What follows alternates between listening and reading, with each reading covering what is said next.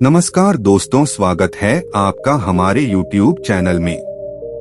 आज की कहानी एक आलसी व्यक्ति और एक ऋषि की है। आज की कहानी से हम जानेंगे कि हम अपने आलस्य को कैसे दूर कर सकते हैं। इससे पहले कि आप कहानी में खो जाएं, अगर आपने हमारे चैनल को सब्सक्राइब नहीं किया तो सब्सक्राइब कर दें और कमेंट में नमो बुद्धाय लिखकर कहानी को ध्यान से सुनें। एक बार की बात है, एक आलसी व्यक्ति एक साधु के पास गया और बोला, मुनिवर, मैं आलस्य से बहुत परेशान हूँ। आलस्य नाम की बीमारी दिन ब दिन मुझ पर हावी होती जा रही है, लेकिन मैं कुछ नहीं कर सकता। कृपया मुझे कोई ऐसा रास्ता बताएं जिससे मैं अपना आलस्य त्याग कर मेहनती और सुखी जीवन जी सकूं। साधु ने कहा, आलस्य उसी व्यक्ति के जीवन में होता है जिसके जीवन में कोई बड़ा लक्ष्य नहीं होता, जो जिंदगी जीना नहीं बल्कि बिताना चाहते हैं। उस आदमी ने कहा, हाँ मुनिवर, मेरे जीवन में कोई बड़ा लक्ष्य नहीं है। मैं तो बस वही जी रहा हूँ जहाँ जीवन की परिस्थितियाँ हमें ले जाती हैं। मैं उसी रास्ते पर जाता हूँ, लेकिन ऋषि, मुझे वह रास्ता बताएं जिससे मैं अपने आलस्य से छुटकारा पा सकूं। साधु ने कहा, आलस्य हमारे जीवन में आता है। इसके 3 मुख्य कारण हैं। पहला कारण है बड़े लक्ष्य का अभाव। दूसरा कारण है अपने शरीर और दिमाग को न समझ पाना। तीसरा कारण है आलसी और बेकार लोगों की संगति में रहना। इस पर आलसी व्यक्ति कहता है, कृपया इन 3 बातों को विस्तार से बताएं। साधु ने कहा, जिस व्यक्ति के जीवन में कोई बड़ा और स्पष्ट लक्ष्य नहीं होता, उस व्यक्ति के जीवन से आलस्य कभी नहीं जा सकता, क्योंकि एक स्पष्ट लक्ष्य व्यक्ति को प्रेरित और कार्यशील बनाए रखता है। और जब आलस्य आता है, किसी व्यक्ति के जीवन में प्रवेश करता है, तो यह मजबूत लक्ष्य उसे याद दिलाता है कि यह समय आलस करके बर्बाद करने का नहीं है, बल्कि कार्य करने का है। लेकिन लक्ष्य आपको उत्साह या निराशा के क्षणों में नहीं बनाना चाहिए, क्योंकि लक्ष्य उत्साह और निराशा के क्षणों में बनाए जाते हैं। ये स्थितियां समाप्त होते ही वह कमजोर हो जाता है। लक्ष्य का निर्धारण सदैव बहुत शांतिपूर्ण एवं विचारशील परिस्थितियों में करना चाहिए। वह लक्ष्य आपकी भावनाओं और दिल से जुड़ा होना चाहिए। साथ ही उस लक्ष्य को बनाने के पीछे एक मजबूत कारण होना चाहिए कि आप वह काम क्यों करना चाहते हैं। क्योंकि जब आप अपने लक्ष्य से भटक रहे हैं, तो उस लक्ष्य के पीछे का मजबूत कारण होना चाहिए। वह शक्ति होगी जो आपको आपके लक्ष्य तक वापस ले आएगी। अगर आपका लक्ष्य ऐसा है जिसके बारे में सोचने मात्र से उत्साह और आंखों में आंसू आ जाते हैं, तो आपको चिंता करने की जरूरत नहीं है, क्योंकि तब आपका लक्ष्य आपके आलस्य को खत्म कर देगा। फिर उसने आगे कहा, लेकिन कुछ लोग ऐसे भी होते हैं जिनके जीवन में एक लक्ष्य होता है, लेकिन फिर भी वह आलसी है। उनके जीवन में आलस्य का कारण यह है कि ऐसे लोग यह नहीं समझ पाते कि हमारा दिमाग कैसे काम करता है। हमारा दिमाग बहुत चालाक है और यह हमेशा हमारे साथ खेलता रहता है। यह कभी भी किसी काम का विरोध नहीं करता, न तो उस काम का विरोध करता है और न ही उस काम को करने की कठिनाइयों को बढ़ा चढ़ाकर बताता है। जैसे कि यदि आप उससे कहेंगे कि पढ़ाई करो, तो वह कहेगा कि चलो थोड़ी देर आराम कर लेते हैं, फिर हम पढ़ाई करेंगे। यदि आप उसे ध्यान करने के लिए कहेंगे, तो वह कहेगा कि ध्यान करने का सबसे अच्छा समय सुबह ब्रह्मा मुहूर्त में है।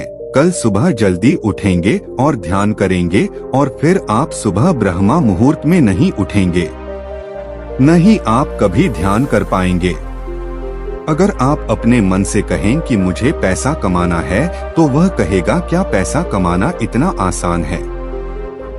अगर यह इतना आसान होता तो आज हर कोई अमीर होता। उस आदमी ने कहा, ऋषि, फिर क्या उपाय है मन की इस चालाकी को समझने का? ऋषि ने कहा कि इस मन के साथ वही करो जो यह तुम्हारे साथ करता है। जब तुम्हारा मन तुमसे कहता है कि थोड़ी देर आराम करो, तब तुम काम करोगे, तब तुम तुरंत उसे बताओ कि थोड़ी देर के लिए क्यों, क्या हम लंबे समय तक आराम करेंगे। लेकिन सबसे पहले इसे खत्म करते हैं। जब आपका स्वादिष्ट खाना खाने का मन हो तो दिमाग कहेगा कि हम कल से व्यायाम करेंगे, तो तुरंत उसे बताएं न केवल स्वादिष्ट बल्कि बहुत स्वादिष्ट खाना खाएंगे, लेकिन आज से व्यायाम शुरू करेंगे। कुल मिलाकर आपको अपने दिमाग को बेवकूफ बनाना होगा, क्योंकि यह आपको बनाता है। व्यक्ति ने कहा, लेकिन मैं अपने दिमाग को कब तक बेवकूफ बना सकता हूँ? साधु ने कहा, जब तक आप आलस्य रखना नहीं चाहते, इसे अपने जीवन से बाहर निकालो। ऋषि ने आगे कहा, या तो तुम अपने मन को मूर्ख बनाओ, अन्यथा यह मन तुम्हें ही मूर्ख बनाता रहेगा। व्यक्ति ने कहा, मुनिवर, कभी कभी मैं निर्णय लेता हूँ कि मैं इसे कल से ही करूँगा और अपना समय बर्बाद नहीं करूँगा, लेकिन जब अगला दिन आता है तो मैं उस काम को फिर से टाल देता हूँ। सुबह सोचता हूँ कि पूरा दिन हो गया, दोपहर में काम करूँगा। जब दोपहर हो जाती है तो सोचता हूँ शाम को करूँगा, और फिर शाम से रात हो जाती है, लेकिन मैं अपना काम शुरू भी नहीं कर पाता हूँ और फिर मैं पछताता रहता हूँ। समय बर्बाद करने के लिए खुद को कोस रहा हूँ, और फिर अगले दिन वही होता है, फिर अगले दिन भी वही होता है, और यह चक्र चलता रहता है। मैं अपने समय का ठीक से प्रबंधन नहीं कर पाता। साधु ने कहा कि यह समय को व्यवस्थित करने की बात नहीं है, यह सब मन को व्यवस्थित करने की बात है। जब तक आपका दिमाग शांत नहीं हो जाता, तब तक आप समय भी तय नहीं कर सकते। अगर आप अपने समय पर नियंत्रण करना चाहते हैं, तो आपके लिए अपने दिमाग पर नियंत्रण रखना बहुत जरूरी है, और यह संभव है ध्यान से, अपने विचारों की जागरूकता से।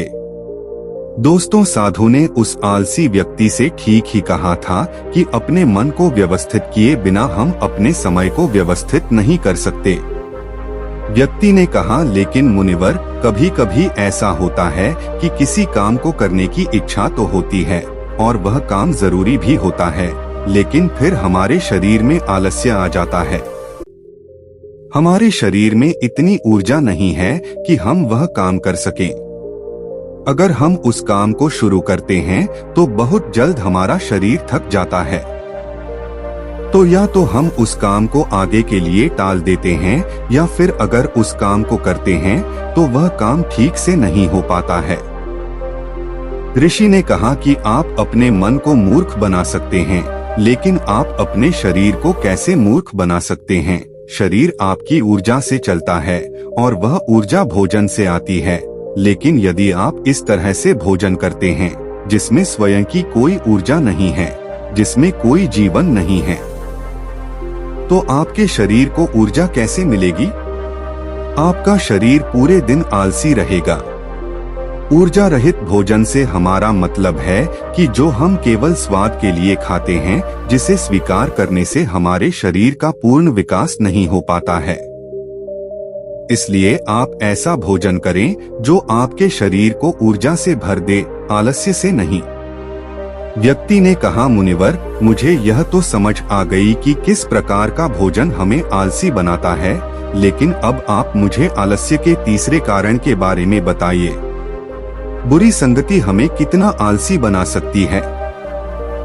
ऋषि ने कहा कि किसी भी इंसान के जीवन में सबसे ज्यादा मायने रखता है कि वह किस तरह के लोगों के साथ अपना जीवन बिताता है, क्योंकि कोई भी व्यक्ति अपने आसपास के लोगों और वातावरण से सबसे ज्यादा प्रभावित होता है। इसलिए आपको यह ध्यान रखना होगा कि यह जरूरी है कि आपके दोस्त आलसी स्वभाव के न हो। क्या उनमें काम टालने की प्रवृत्ति होती है? क्योंकि अगर ऐसा है तो देरसवेर आप आलसी हो जाएंगे। आप भी काम टालना सीख जाएंगे, क्योंकि अच्छी आदतों की तुलना में बुरी आदतें लोगों को अधिक आसानी से आकर्षित करती हैं। और फिर लोग इन बुरी आदतों के गुलाम बन जाते हैं। इसलिए आपको मेरे आसपास के आलसी लोगों के स्वभाव के प्रति सचेत रहना होगा और आपको उन लोगों का साथ छोड़ना होगा जो वास्तव में आलसी हैं। यदि आप आलसी लोगों के साथ रहेंगे तो आप आलसी हो जाएंगे। यदि आप ऊर्जावान लोगों की संगति करेंगे तो आप ऊर्जावान बन जाएंगे और फैसला पूरी तरह से आपके हाथ में है। इसलिए मेहनती और ऊर्जावान लोगों के साथ रहें और अगर आपके आसपास ऐसे लोग नहीं हैं तो अकेले रहने की आदत डालें। उस व्यक्ति ने कहा, ऋषि लेकिन मैं कहां से शुरू करूं? ऋषि ने कहा कि एक स्पष्ट और मजबूत लक्ष्य बनाकर शुरुआत करें। इसे बनाने के पीछे भी कोई मजबूत वजह होनी चाहिए। अपने दिमाग को धोखा न दें, बल्कि उसे बेवकूफ बनाते रहो, क्योंकि जैसे ही आप उसे बेवकूफ बनाना बंद कर देंगे, यह आपको बेवकूफ बनाना शुरू कर देगा। फिर अपने शरीर का ख्याल रखें कि आप कैसे खाते हैं। हल्का खाना खाने की अधिक कोशिश करें, क्योंकि हमारा शरीर भोजन पचाने में बहुत सारी ऊर्जा बर्बाद कर देता है, जिससे अन्य काम करने के लिए कम ऊर्जा बचती है और तब हमें सुस्ती और कमजोरी महसूस होती है।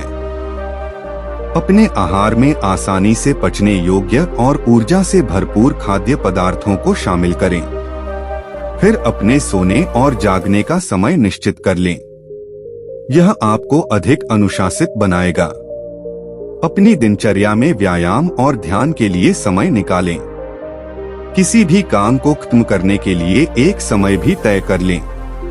इससे आपका मस्तिष्क उतने ही समय तक काम करने के लिए प्रेरित होगा, ताकि आप कोई भी काम समय पर पूरा कर सकें। अब सबसे महत्वपूर्ण बात, कामचोर और आलसी लोगों का साथ छोड़ दें। खुद के साथ समय बिताना शुरू करें। यदि आप इन सभी बातों का पालन करते हैं तो आपके जीवन से आलस्य पूरी तरह से गायब हो जाएगा।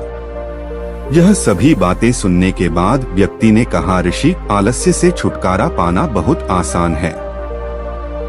ऋषि ने कहा कि ऐसा लगता है कि यह केवल आपके लिए आसान है। आपका मन, यह मन आपके साथ कैसा व्यवहार करेगा, इसके बारे में आपको जागरूक रहना होगा और जागरूकता उन लोगों के साथ रहने से आती है जो जागरूक हैं। अकेले रहना या ध्यान करना। उस व्यक्ति ने कहा कि मुझे अपना आलस्य दूर करने का काम अभी और इसी क्षण से शुरू कर देना चाहिए। साधु ने कहा, हाँ, आप सही कह रहे हैं। सही समय का इंतजार करना भी दिमाग की एक चाल है। दोस्तों, आशा करता हूँ कि आपको यह कहानी पसंद आई होगी। कहानी पसंद आई हो तो वीडियो को लाइक करें और चैनल को सब्सक्राइब करें। ऐसी मोटिवेशनल कहानी सुनने के लिए चैनल से जुड़ जाएं। चलिए बहुत जल्दी मिलते हैं एक नई कहानी में।